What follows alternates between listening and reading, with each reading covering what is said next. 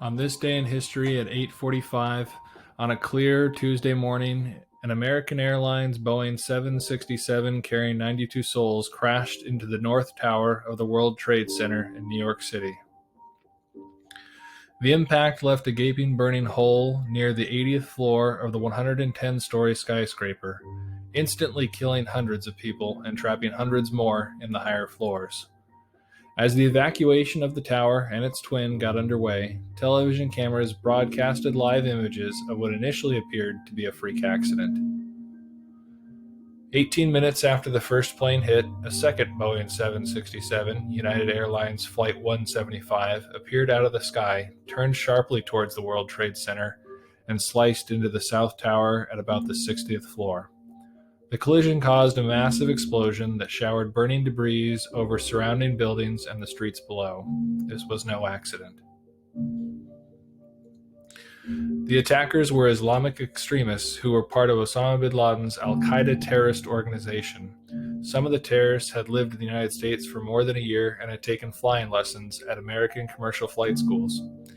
Easily smuggling box cutters and knives through the security at 3 East Coast airports and boarding 4 flights bound for California. Soon after takeoff, the terrorists commandeered the 4 planes and took the controls, transforming the ordinary commuter jets into guided missiles. 2,977 people died, and more than 6,000 others were injured.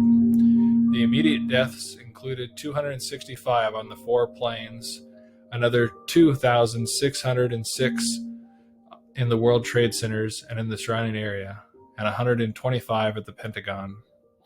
At least 11 pregnancies were lost as a result of 9/11. Most of those who perished were civilians, except for the 343 firefighters and 71 law enforcement officers who died in the World Trade Center and on the grounds in New York City. The attacks were the deadliest terrorist acts in world history and the most devastating foreign attack on United States soil since the attack on Pearl Harbor on December 7th, 1941.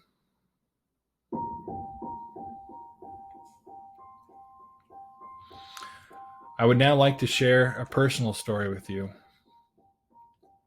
Every year, I teach this lesson to more and more students that are born after 2001.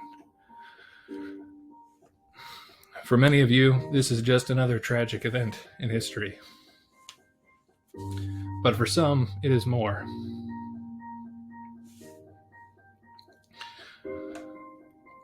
I was 10 years old in the 5th grade when the 9/11 attacks occurred. There are some events in your life that you never forget, and there are others that you can't. On that morning, I woke up to a nearly silent house.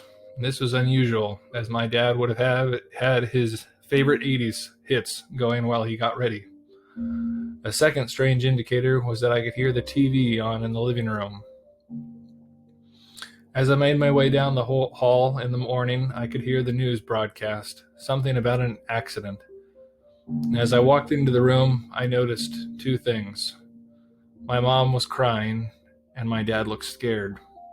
To this day, I will never forget the look on my parents' faces.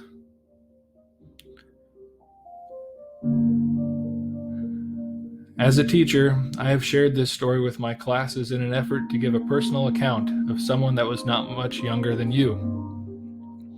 We often forget when we learn about history that not all events are from the distant past or in faraway places.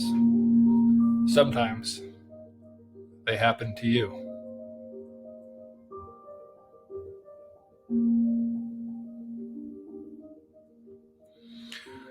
For our activity today, we will be looking at a timeline to help us better understand and remember the events of 9/11.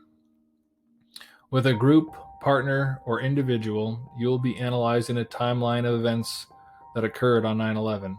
Treat this activity like a potential discussion for class. Answer the reflection questions honestly and with compassion. For some, this is just a horrible day in the past, but for others, it is the worst day of their life. Remember, What we learn in history happened to someone.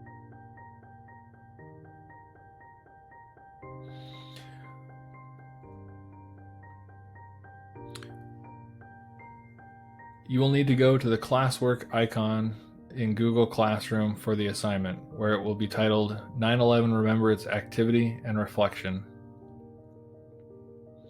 Once you're there, you'll need to open up the document titled Understanding and Remembering 9/11. It'll look like this. You'll need to click on the link for the timeline, which is here, and will look something like this. I have highlighted certain times that I would like you to pay special attention to and take notes on. Please record your thoughts and emotions for this activity. Once you have completed the timeline and the required times, you will need to answer the reflection questions. They are as follows. At the end of the reflection questions, please click on this link for the 9/11 Memorial and Tribute in Lights video. Some additional resources have also been included on Google Classroom, and one includes the stories of the children of those that died in the events of 9/11. Their stories are incredibly powerful, and I highly encourage you to check some of them out. I hope that you find this activity to be both enlightening and insightful. Thank you.